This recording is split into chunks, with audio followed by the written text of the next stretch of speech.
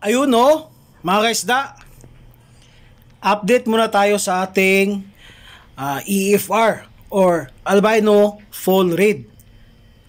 Inbreed po ito mga kaisda, no?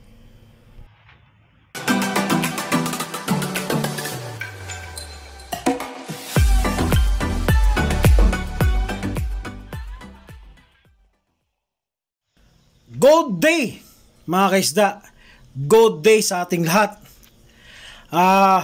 Umagang maulan maulan na umaga mga kaisda, no? So for today's video mga kaisda ay mag-a-update lang po tayo sa ating EFR or albino full red.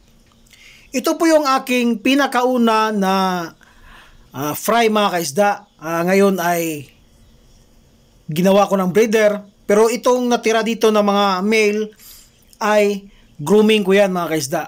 Napakaganda niyan mga kaisda. Virgin na virgin yung male natin. At saka yung ibang male ay nag-inbreed na po tayo, no? Kasi yung una nating mga na-inbreed, unang breeder nito, yung parents nito ay yung iba ay failure mga kaisda. Pangit yung labas. So nagtry tayo mag-inbreed, no? So ito yung isa na in-inbreed ko, 2 ka male at isang female. Yan. So medyo buntis na yung female natin mga kaisa, no?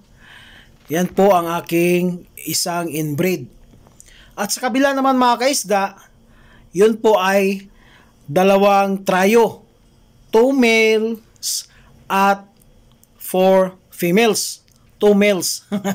'Di ba mga kaisda? So makikita nyo yan pag lipat yan. So yan po ang ating update mga kaisda, no? Sana na maganda yung kinalalabasan ng ating inbreed mga kaisda, dahil ito yung first time ko na mag-inbreed ng EFR. Kasi yung flamingo natin, yung red flamingo natin ay na-inbreed ko na po at meron nating fry. So hintayin muna natin yung fry nun na lumaki para makita natin kung anong kinalalabasan.